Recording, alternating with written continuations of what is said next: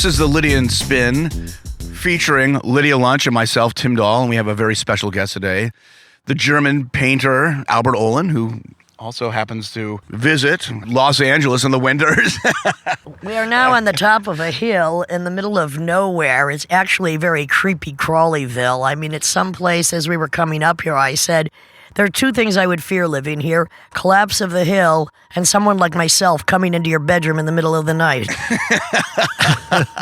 How do you feel about that, honey? How do you feel about that, Albert? Would you welcome or would you fear my arrival? I've heard that there was a person breaking into a neighbor's house because he believed Miley Cyrus was living in that house. Oh, that's a reason to break in. It was just other side of the street. So who's living there in reality? Billy Ray Cyrus? Was that the her father? No, actually, Miley Cyrus is over there. Oh, she does live over there. Okay. Yeah. Okay. Yeah, maybe we should pay her a visit after this interview. I think I might be creepy crawling sooner than I thought. You never know, Miley. Oh my God. She's bi, I'm tri. Let's go. All right, so Albert, I would like to start with just being successful as an artist. When you wake up in the morning, are you thinking, why me? Or you're like, I deserve this? Or, you know, it's such a weird world when I see tremendous success, tremendous talents that will never be recognized, tremendous talents that do get recognized, people who are not talented, they get recognized. Talking about the Kardashians again, just because we're like in LA. This whole world, this art world, it's a mystery. I mean, success has different aspects. I mean, one of them obviously is the money you earn, and I really must say that then in terms of that, in the morning I rub my eyes and think that what's going on here. Because that's not only that I'm in that position where I didn't see me a longer time ago, but also the dimensions are different than 10 years ago. It's more. It's just more for everyone involved, and that's Why do you think paintings sell for the outrageous and absolutely unnecessary amounts of money they do? I don't think, I'm sorry to say, any painting ever done by anybody, yourself included, is worth $7 million. Do you think it is? Yeah, I don't know how much worth it is. I mean, there's a desire by some people for these objects. It's the object, yeah, and it gets hysteric. And sure, I think about that, but I can't complain about that. And the paintings that have been financially most successful, are they your favorites, or like they're just another painting, or do they make sense to you? No, one out of hundreds of paintings. No, that doesn't make sense. Right. No. Who chose it? Right. Yeah, no. It's random. Yes, yeah. Some of the successful artists are, in fact, the ones that I think are the best. Like who? I mean, Mike Kelly is quite successful, and I think he's the best. The best what? Our generation. Of what? Artist. Installationist? Artist in general? Living artist? I don't even know how he would... He's dead. Yes, yeah, he died, yeah. Yes, yeah. He was too successful, I guess. Well, that just goes to prove success doesn't always bring happiness. Maybe he felt he wasn't worthy. Who knows? But I want to know what moved you about his work? I mean, I would define it through the person. I think he was the smartest guy and had this encyclopedical knowledge about subculture, pop culture. And he found his own form to express that, what he wanted to say or how he wanted to show that. And it had changed in the time. By the end of his life, it got very big. It got a Hollywood-like production size and expensive productions. And so there was a shift in his work, but it was still very good, I think. Yeah. When something is as successful as some of your paintings, what beyond that would you like to accomplish? I don't mean just in like the success, but in art. What do you want to accomplish beyond? Is there something beyond painting that comes next? Like how many paintings can you actually do? I just say that because how many songs can I actually write? You can make work that surprises first yourself and then some colleagues. And I think the feedback I get from colleagues and from younger people, art students, for example, that's the best thing that can happen. And I'm very happy about what I get Are you there. teaching? I was teaching. I did teach Where? 9 years in Düsseldorf, at the Kunstakademie in Düsseldorf. And after that, Chicago, right? in Chicago, I made a year and a half studio visits at the School of the Art Institute. American art schools, and I don't want to get you in trouble with these institutions, but are they moral? I mean, they're so expensive, and they're charging these students so much money and telling them or encouraging them. Yeah. But they're really just taking their money, because how many of them are actually have a chance? I haven't seen it from that side. I mean, I have not studied there, so I only know what I did there and a little bit about, a bit about the students. And it's very different from what I experienced in Düsseldorf. Europe, yeah, you were telling me very that. different. What was the tuition when you went to universities in Europe? Basically, in Germany, when I studied, we would go there, meet interesting people, meet our professor, who in my case was also my favorite artist. Who was that? Sigmar Polke. Oh, yeah. So it was kind of an idol for me, and so it was just, I was going there and meeting him and my fellow students, and I didn't work there. Although the situation was luxury compared to what I see afterwards. We had big spaces that were empty. And did you have to pay tuition? No. That's the difference. No, and what's sure. amazing is, That's especially the big in difference, Germany, yeah. I think you can be a student at university till you're like in your 60s. Yeah.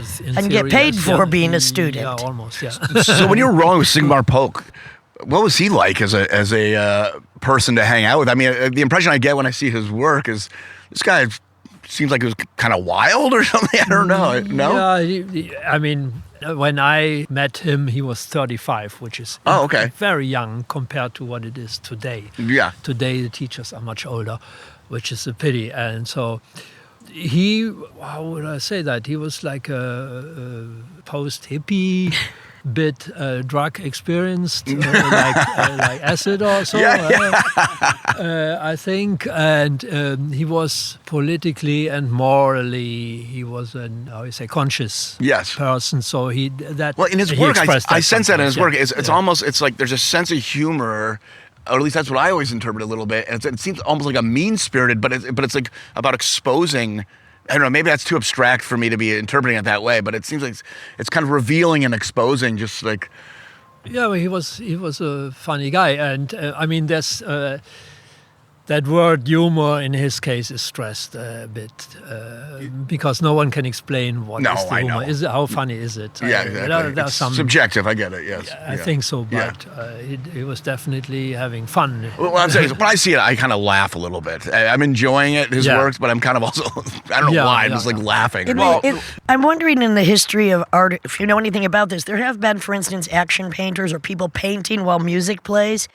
Has there ever been paintings that were done so that spoken word would accompany them? I'm just trying to work my way into this now. I've never heard of it done before, but I mean, there have been, I work with this one collective, both Weasel and I have in Switzerland, right? Kaleidoscopic Nothingness. And they do incredible installations live all over every inch of the walls with text and paintings and stuff. But I'm just thinking if spoken word has ever accompanied a painting. And if it should or not. But I want to write text to everything, even paintings. Robert Motherwell, he claims that he had Ulysses under his arm all the time, whatever he did. All right. Well, I think actually, now that I think about it, I think, like, for instance, the text of Robert Williams is very important, as well as, I mean, it really illustrates beyond even what the painting is. And that's why any prejudice he had about being sexist was completely bullshit. Because first of all, he honors and worships women, treats them paints them as goddesses, and then explains exactly what his insane libido is doing while he's doing this. I just remembered how much text he has. I did write an introduction for one of his books. I should read his book to his paintings. There you go. Robert Williams, I know you're not listening. I'm just saying it. All right, so Albert, let's talk about the beginning. So you're from Krefeld, and this region, it's near Cologne, right? Rhineland. Growing up as a kid... With a father who was a painter. I mean, Germany at the time, I have no idea when you were born, but I would assume like in the 54. 50s. Yeah, 50s, exactly. So baby boomer in Germany, Germany's rebuilding, or West Germany, I should say. Was your youth anger or rebellion towards the older generation? What was that relationship as a young boy? With what had just gone before. Oh, yeah. Exactly. Because when I talked to other baby boomers in Germany and how they related to their parents was a really interesting relationship. Sure. Just in relation to my father, that was not so much the case. And the generation that first rebelled against their parents in relation to the historical past of they were a couple of years older than me. Okay. Was what we call the 68 generation. They were like 3 years older than me.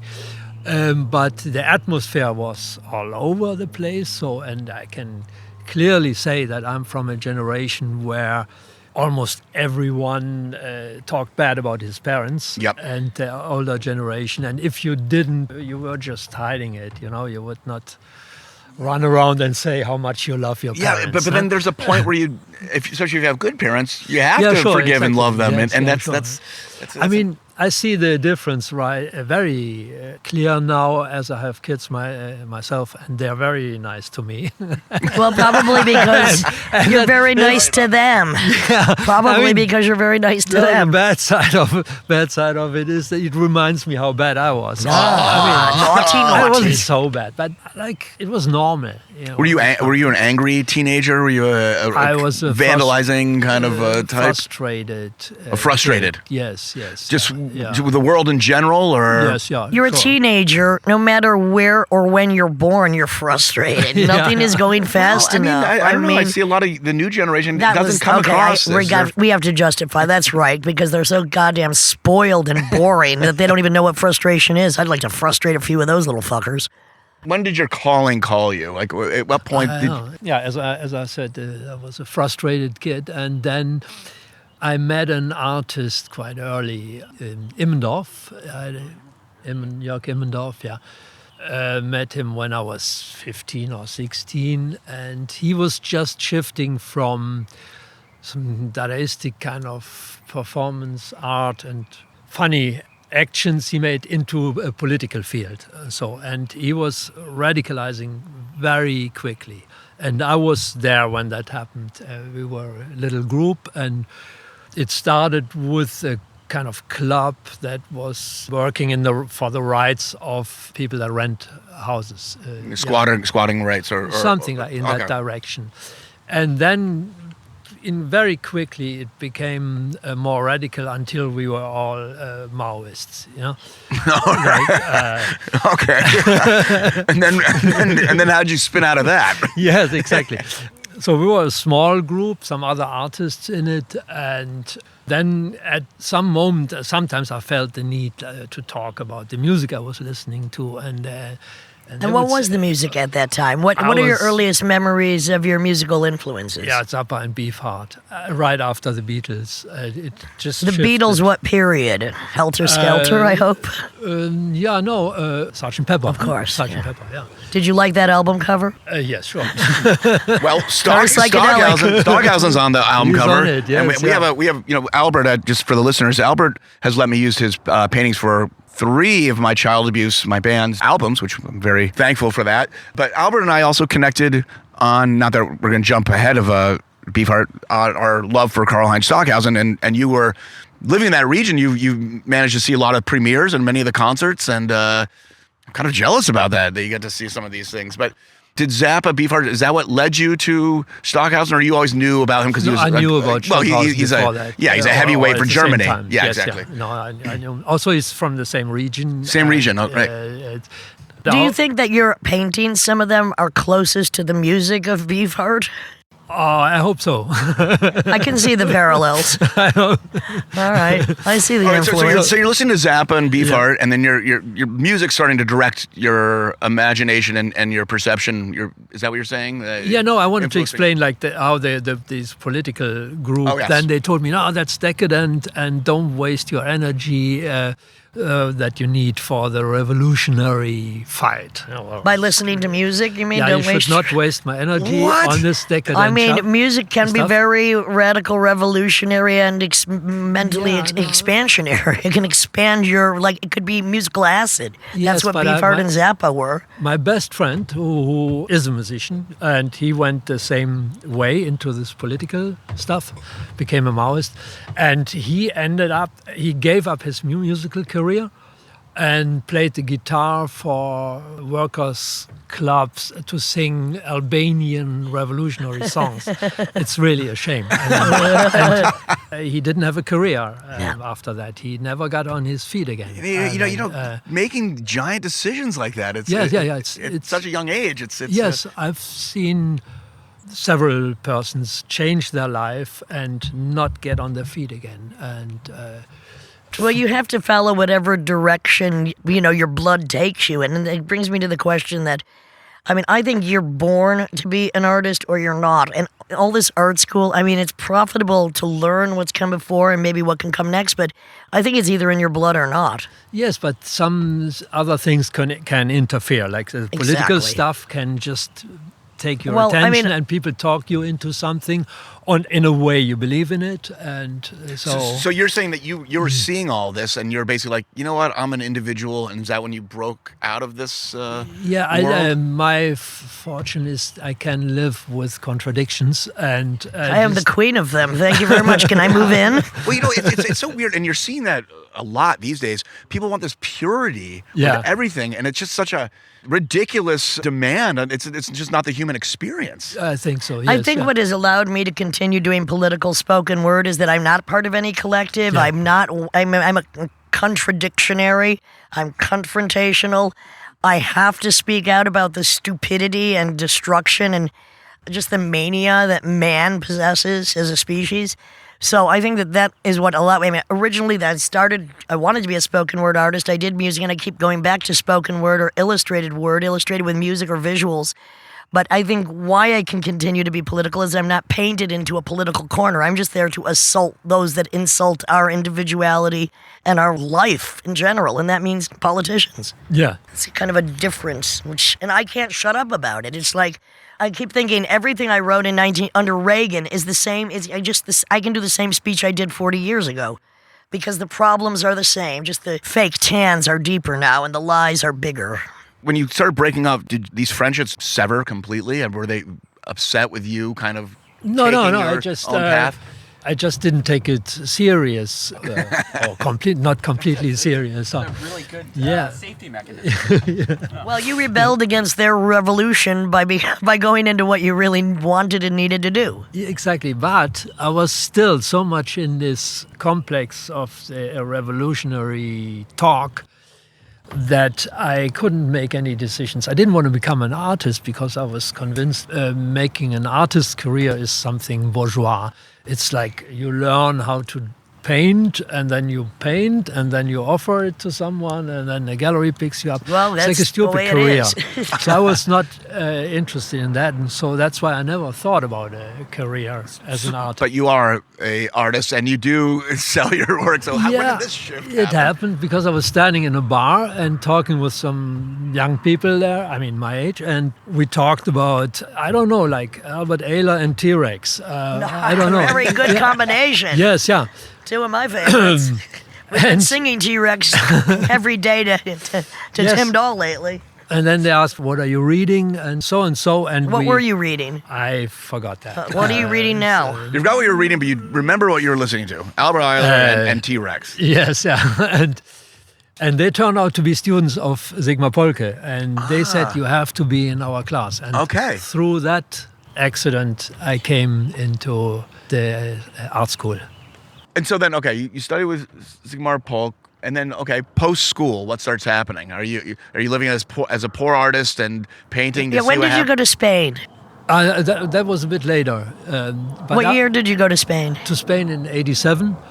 Where did you go? I went to Sevilla first, and I went with Martin Kippenberger, and we had this strange relationship. We would not see each other for a long period, and then there would be a phone call shall we move to Spain? I lived in Barcelona for 8 years, and it's a great place to live. Spain. You live in Spain? I lived in Spain for 8 years. I lived in Barcelona. In Barcelona, and I did a lot of work around the ghost towns, photography and videos. Yes, I thought there were 300, but there's 3,000 ghost towns in Spain. But Yeah. it's a great place to live for a while. Yes, yeah. I mean, it's just gorgeous. Yeah. You speak Spanish? Oh, what, you mean Catalan? Yeah, Un Catalan. poquito. You speak Try to Catalan. speak, it's like Russian. I refused to speak the language because I felt like I was on a permanent vacation there. I didn't want to hear the grannies complain. The grannies talk about everything. Yeah. They run everything. Well, all right. Yeah. So Spain was all right. That's funny. You want to move to Spain? You do. That's 87. But so after Sigmar Polke, you're basically working as a. No, I was experimenting with my art Yep. and until I made the decision to paint. It was quite early. So in art school, I experimented. But as soon as by the end of the studying, I made the decision to become a painter. And that was a funny story because I met a man in an ice cafe. In a what? In an ice cream. Ice cream parlor. You hang around in all the Ice best cream parlor. places, bars, ice cream parlors. So Yeah. you never know where inspiration is going to strike. Life-changing event over a scoop of ice cream. Yeah, exactly. Between alcohol and ice cream, what is there? That guy, I didn't know him very much, and he said you should make large paintings. And I thought, well, I've never thought about paintings. I'm not sure, but interesting would be if I just do what that guy tells me. That's far out. So a stranger says make a large painting, and you're Yeah. like, okay. Yeah, exactly. So, If you like taking instructions, I have plenty I would gladly give you. Uh-oh. no, so I went to art school and told Polke. I met a guy who told me to make large paintings, so that's what I'm going to do now. And what did Polke say? No, he thought it was funny, but Wow. And then you dedicate yourself to painting, Yeah. I guess, from that point on? I yes, mean, exactly. Yeah. I couldn't stop it then. Like couldn't stop it. It was- one idea came to the other. Okay. Then you were hooked. Yes, definitely. Yes. So you're painting, and of course, the times are different because probably the financial pressure compared to like a person now trying to do the same very thing different, is yeah. very different. So I guess you had enough time You had the luxury and to the less create. stress where you could just do it. I worked as a waiter, Yeah. and Were you good at that? I think yes, yeah. I'll make my request in a few minutes. exactly. New request. Maybe you should get back to waiting tables. You know what? No. Man in a restaurant. He said you should paint the tables in a restaurant. All right. So you're waiting tables, painting. When you're painting, I mean, it's like writing or it's like composing. It's a singular, it's onanistic. You're by yourself for hours and hours and hours. What happens after you stop the painting? How do you cut loose? Or how did you cut no, loose? it is. Or were you a man of great if solitude? Painting was like that. In the beginning, it was different. It was like thinking a lot of like I don't know what to do. I Yeah, don't know pacing what, back and forth. Going to the ice cream parlor, going to the bar. There's a lot of preparation that goes into painting or writing or making music. It's everything that comes before it that illustrates what it's going to be. Yes. Barbecue. But it was a lot of thinking involved because the painting at that time was quick. Were you an automatic painter at that time? I was thinking about that, but then also I thought about like what exists, and so I don't want to. So do more what of the exists. preparation was before you even picked up the brush. That's all. The preparation is the experience, the thought, the reading, the walking around, etc. Yeah, I mean, I wanted Cogitating, we call to it. make something new, and then I heard this term "bad painting," and You embraced it. yes, yeah, that got very important for me. Because what is a bad painting or a good painting? It's up to the individual to make that decision. I mean, Exactly. At the end, you cannot make a logical explanation for it. or because- why something impacts somebody or doesn't. It's funny It to say still that. sounds good. Yeah. Well, Hey, we've done a lot of bad music. They just don't call it that. They just don't listen to it, so it doesn't matter. Well, I remember I had an interview once where someone's like, "What music influenced you?" I said, "Bad music," and they're like, "What does that mean?" I go, "Well, there's a lot more of it. How could it fucking possibly not influence me?" Tim Dahl is the king of playing bad music at his parties. He knows when I get a certain look on my face. If he doesn't put on some James Brown, there will be violence. And it has happened. Would you listen to music while you painted or not? Always. Always, yes, yeah. yeah. Some writers listen to music, like heavy metal, while they're writing. I don't get it. I don't listen to music unless I'm playing it. But so music was influencing the paintings, giving another dimension to the experience of what you were committing to canvas. Yeah, I mean, there's some music that just keeps my mood up, like that. I could. Like the Gun Club. Yeah. Real positive that's shit quite there, buddy. intense, huh? Sex beef. I asked for water, she gave me gasoline. He didn't write it, but he did a good job covering it. And at what point did your painting start to sell? Oh, that was fortunately quite early. Really? Yes, Okay. Yeah, I was very quick in a gallery and... Was it confusing when you first sold some paintings? Like, what did I do? How do I do it again? Or not? No, I don't know. I think I can do it. Like, I did it. I can do it. I can do this. We have an eagle flying over here. As long as it's not the Eagles playing next door, we're all right. No, God. They're not far from They're here. not far from here either. I covered the worst song ever written, Hotel California, and I did a pretty damn good job of it, I have to Yikes. say. And it was with the guy that did the Jeffrey Lee Pierce tribute records. We had to do it because I often cover the music I hate. Because I'm like that. There we go. Bad music. Bad music. What was the New York Times, not that I want to quote them, but description of the Eagles live concert as loitering on stage? What was the last music you played while painting? At the moment, I'm what am I listening to? Don't Make Me Rage it's Your terrible. CD player. British bubblegum pop band. From keep the your mood up. New ones or New. Oh, new. boy. To keep your mood Maybe I up. don't want to know. So that's why there's so much pink in your latest painting. Yeah, possibly, Bubblegum. yes, yeah. I'm figuring you out, my friend. I get it now. I'm going to go back and look at those paintings, and I'm going to know exactly what you were listening to. I'm like, aha, that must have been Beefheart. You started selling your paintings pretty early on. Could you quit your waiting gig at that point? Yeah, sure. You could. Yeah, And then yeah. from there on, there was no looking back. No. Incredible. No, I was. I mean, when you hear these stories, that's such a. It's not this common story of a painter. No. Good thing you at stopped all. at that ice cream parlor, friend. I'm going to start hanging out at the gelati stands and see if I get any inspiration. Hey, you should really. I don't even know what they suggest. When you're selling paintings, when I went to the next notch up and it started becoming bigger success, how did you handle that at first?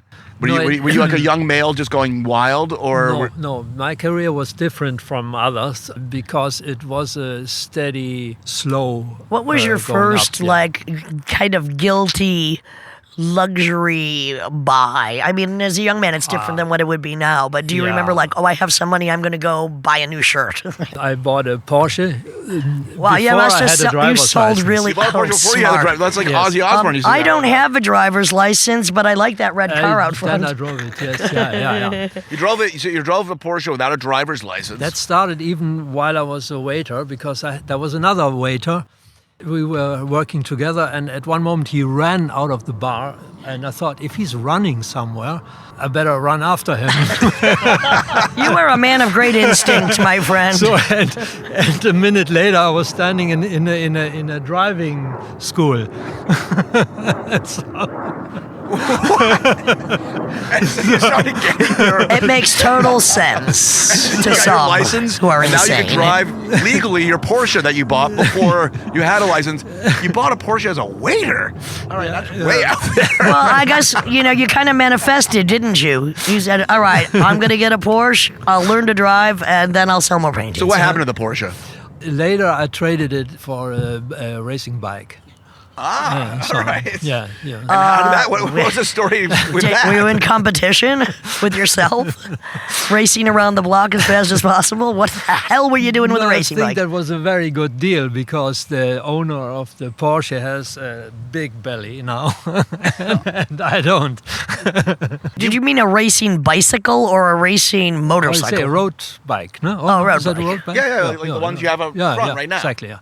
I guess you ride them in Switzerland all the time. Yes, now. yeah, Those are yeah. pretty steep inclines. Yes. I mean, I prefer the electric bikes when I'm in Switzerland, but that's me. I got a bad back. I'm just saying. I get on the electric bike going up and down those hills, 30 miles an hour. That's all I drive. In which city is that group that you're working with? They're in Le Chaux de Fonds. I have So a very where did different you meet teaching your method. wife? That was in Austria. Okay. Yeah. Just fell in love and No, that was no, it. she had a gallery and wanted to make a show with me, and so Another story. Okay. So And I did she did- say? You She know was what, your we pimp, should- in other words. You married your pimp. yeah, exactly. Excellent job. She's a great cook. I'm sure she's very talented. Was the Dusseldorf gig after Spain? Yes. What did you do while you were in Spain besides paint? I mean, did you ever go see Flamingo? Yes. Yeah. Did you cry? Uh, I cried every time I saw it, and I didn't even know what they were saying. No, but I don't. It's cry emotional. much, but I can help you with that. I think you need to let it out. Well, you're a happy chappy. yeah. No, I wish I could. Yeah. Oh, really? Yes, We yeah. can talk about that later. You've come to Berlin. You've seen my concerts. You go see concerts. So is that one of your You came to our concert. favorite you know, pastimes? You to go, came to go a see live Retrovirus music? I mean, concert. it seems like you don't. So it's not common that you go see live. No, I don't blame you. Unfortunately, not in Switzerland. I can't because I'm too far away from the places. So I missed it for. Why don't 20 you have 20 concerts years. at your house? You could just invite the people you really like and give them a Well, little we lunch almost money. did this, but then you had some Oh, deadlines yeah, in your yeah. gallery. We're Yes, available. yeah. I mean, we do all kinds of things. We love. I love private performances. I'm gonna It's hold like you a to that. painting in the air. But how does that feel for you if you're like, say, play in the house of? Oh no, there's one guy in Brussels who invites like his 30 college friends, and every year he has like 4 concerts at his house. He's an architect, and I love it. Yeah. There was one time, usually, I said, I usually like to have a cognac when I'm doing spoken word for the throat. I said, I don't need one when I'm performing in this guy's house. And suddenly, after one story, I was choking so much I thought I was going to die, and I had to shout, cognac, cognac. Yeah. I thought I had a hairball. Yeah. Anyway, I love performing private performances. It's back to my original roots as a lowbrow prostitute. I thought it was the most honest job I ever had. Service rendered, money paid. I'm seeing No my questions friends asked. doing that more often. Peter Prostitution? Evans. No, well, maybe they it's that- should. I see a lot of fucking music and art that I consider very, very low scale prostitution, but they got the good pimps. See, being my own pimp, it only gets you so far. I need to marry your wife. I've played so many concerts for basically nothing. If someone's going to offer me a lot of money to play privately in their living room, Yeah. I'm not going to say no unless I Look, completely hate the person. I like intimate performances. I'd rather perform for 30 people whose eyes I can stare into and infect with the curative that I am than in front of 3,000, which I think is repulsive. Yeah. I like to look in everybody's eyes. I like intimate performances. I like intimate spoken word performances. I like intimate sexual performances. I'm just putting it out there, kids. We have a financial chart online for my services. I mean, what do you think Can't of afford it. private performances as a spectator, even? I love it. Yeah. Yeah. Sure. We've got much Yeah, to talk about, my friend. Yes. Yeah, I mean, I had a big birthday party when I turned 60. Okay. And I had Botsman Yeah. Oh, play there. Which That one, was Peter or Casper? Peter. Of course. How old was he? 80? Almost, I think. Nice, very good. But I felt a little bit decadent. But that's great. I mean, I mean, it's wonderful because you're exposing your friends. How did they feel about that performance? It's my birthday. I can have somebody cry. If that's going to be all my friends, if I want them to. that's what you're saying. You don't get to see or hear much live music. No, Import, unfortunately not, no. import them. Except when I'm in Berlin. In Berlin, there right. is a nice scene for improvised music, and I just discovered a club 50 meters from our house. So it's even more that's, convenient. That's good. Yeah, that's really good.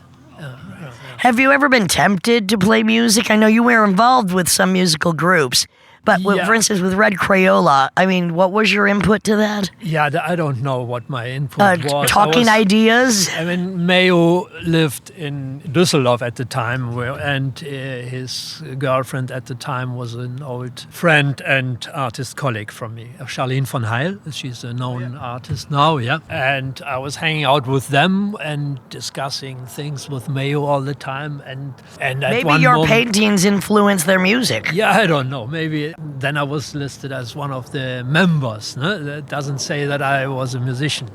You were an inspiration.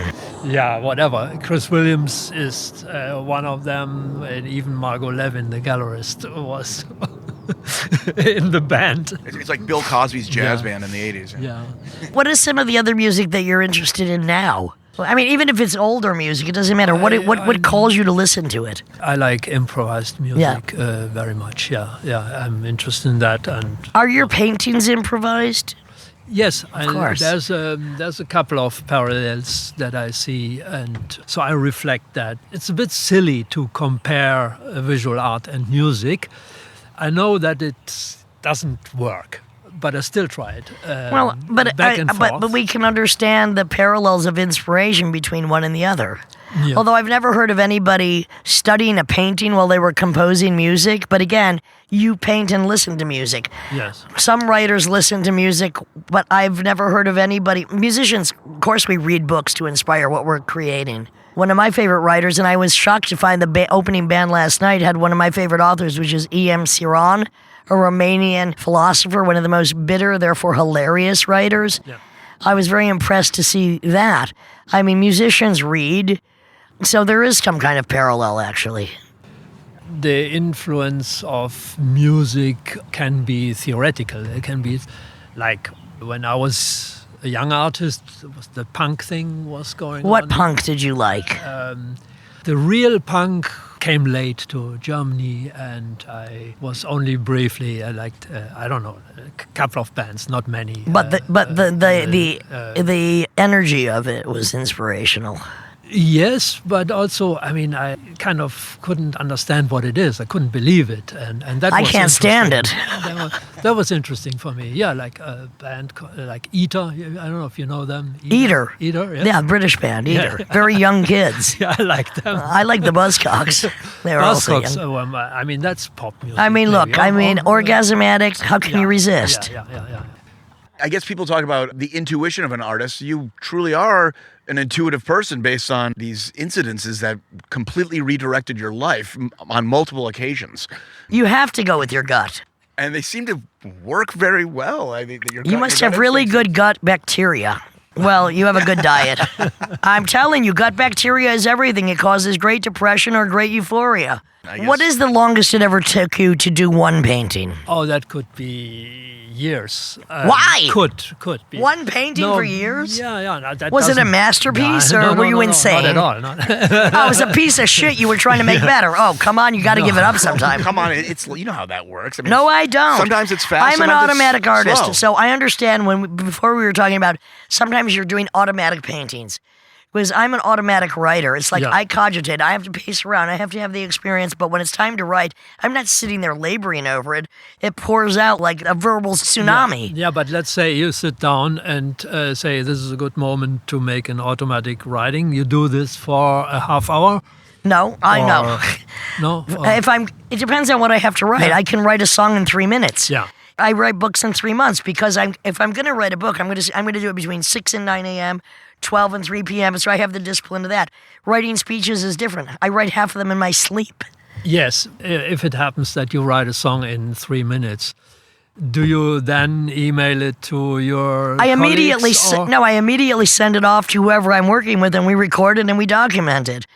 I have in-camera editing. I have in-camera editing. You wouldn't do that. No, I don't send it to anybody unless they're applying music to it. No, what I want to say is if it happens that I paint something very quick, that can happen, I would never say it's finished now. Then I would have to look at it for another 2 weeks. And then I would be more and more proud of. Well, that's, how fast I time did is it. one long second that goes on forever. 2 weeks is just as much as 1 minute. But I mean, I'm not going to do it until I'm ready to do it, and then it's going to come out fully formed because all the process is interior. I don't suffer over my art. I cause other people to suffer because I make it. That's the difference between you and me.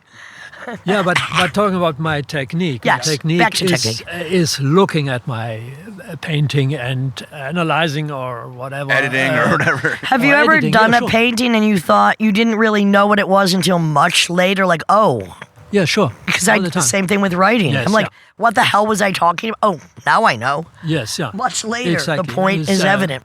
We have some parallels here, my friend. Yeah, sure. No. I think we should have a challenge. I'm going to write a speech, and you're going to do a painting. And we're going to see who finishes first. Yes. And we're gonna have the same amount of time. And when it's that, we're going to kind of like that challenge. All right, meet me in Switzerland. I'll be there. Yeah, that's it. Do you know how many paintings you've done? No. But a lot, yeah. Okay, what's interesting is this. For instance, I'm going to compare it again to writing or to writers. Hubert Selby, one of my favorite writers, he only wrote about 5 or 6 books. And one book took him 16 years, and it was not his best book. Yeah. Last Essex to Brooklyn took 7 years. He rewrote it 2 or 3 times. The Room took 6 months. He said with his book that took the longest, The Willow Tree, it was like every time he went to go write, there was a ghost in the doorway, and he couldn't go through it. It's just a very interesting concept about time and how much time it takes to complete or when you're satisfied with something. And sometimes the longer it takes doesn't mean it's going to be any better. Like we just talked about previously. You know, you can try to get it right, and sometimes really the more instantaneous or spontaneous, after you've been inspired to do it, the better it's going to be. Not always, and that's certainly not true necessarily in composition. Yeah, I try to have time, to be conscious of time when I'm working and involve it in the process of painting. Usually when something takes me a long time, there's an idea there, but I haven't, it's like a riddle. I haven't figured out how to express it. And so it's, what's the equation? How do I make it happen? Other times it's just like, it's all there immediately. It just comes out. So one way, I don't know. It's Well, what's interesting in working with Tim and Weasel Walter in an improvisational sense is I am not an improvisational artist. I mean, I come with my text. I might shuffle and I might improv from what the text is there, but I don't consider myself improvisational. But what's great about playing with improvisational musicians is that they propel what's already there to another dimension. Uh-huh. As you get older, your paintings are taking longer. Because when you were younger, it was just. Well, you're more picky about. No, that's not the case. That's not the case. Okay. What is the case? No, I don't know what's the case. Do you work on more paintings than one at a time? Yes, yeah, because then they can dry.